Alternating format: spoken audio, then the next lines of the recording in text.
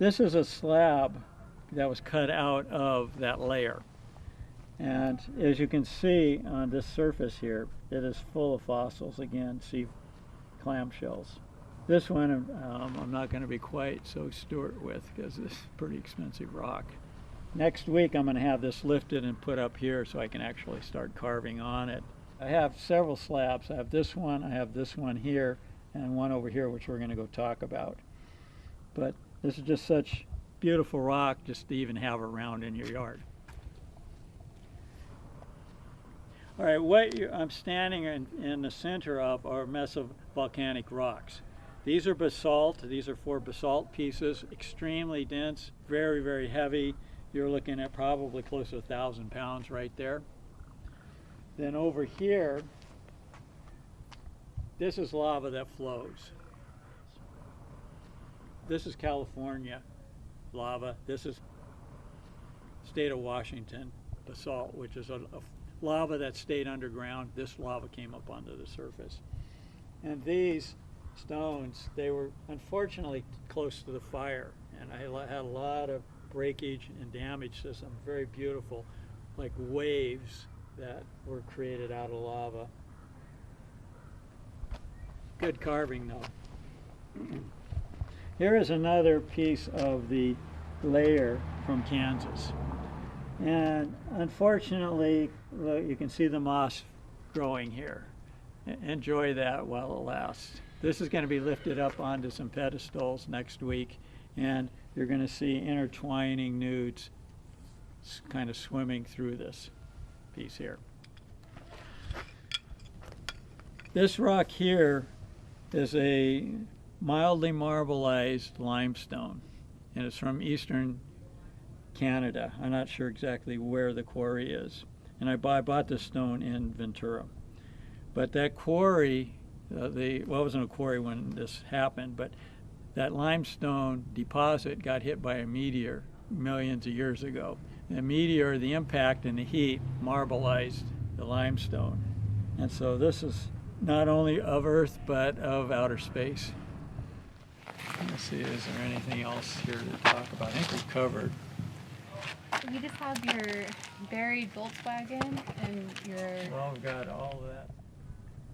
Last, but by hardly the least, actually my best sculpture to date, except for the one I'm going to be building soon, is right here. Now you're looking at here and saying there's nothing but dirt here. About, I don't know, 6-7 years ago, by hand, I dug a hole 10 feet wide, 10 feet deep, and about 20 feet long with a ramp. It took me 10 months to dig that hole. I dug it by hand. I had a lot more energy when I was younger.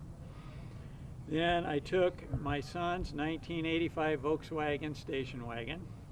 I drove it into the hole. Then I took Henry's tar and sealed off the windows and the door frames. I filled the car full of artwork, ceramics, paintings. My friends put in their artwork and stuff. And then shut it, sealed off the back, buried it, and you're standing on an art show some point in the future right underneath us. So when they're pulling a backhoe across here to build a strip mall, they're going to find an old buried car and wonder what the hell is this, and it is my art.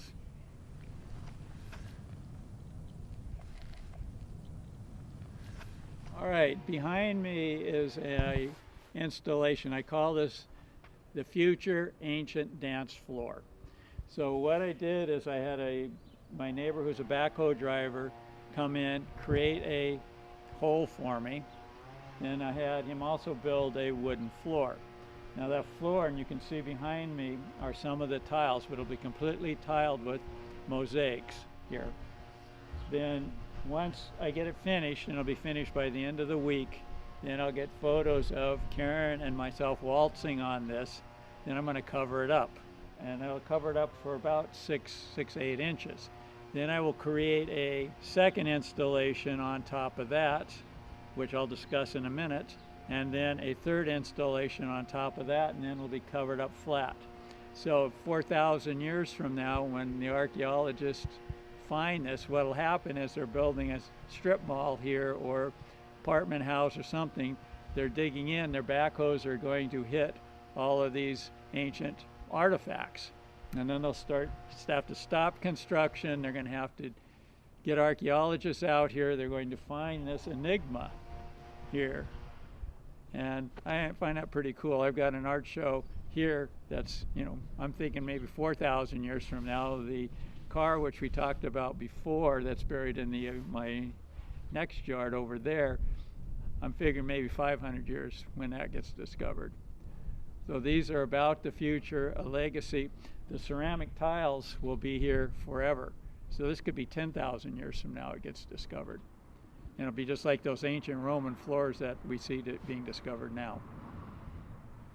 Okay, right here are a sampling, and I have more back here, of friends, a lot of dance friends and artist friends who are creating tiles. These will be on the edge of the dance floor down there. So it'll be not only my work, but it'll be the artwork of many people. And so these are more like we were here, you know, because this will be discovered hopefully at some point in the long future. Okay, as you saw and I talked about in my future ancient dance floor, the second layer, after I get the dance floor finished, the second layer is going to be full of these ceramic heads. I'm going to create a fire pit, so there's carbon-14 dating when they dig this up 4,000 years from now. Then they're going to be surrounded by all of these masks and these heads, which will be layer 2 of my project. Then those will be covered up. Then there'll be a layer with dogus that'll be covered up and will be on the surface.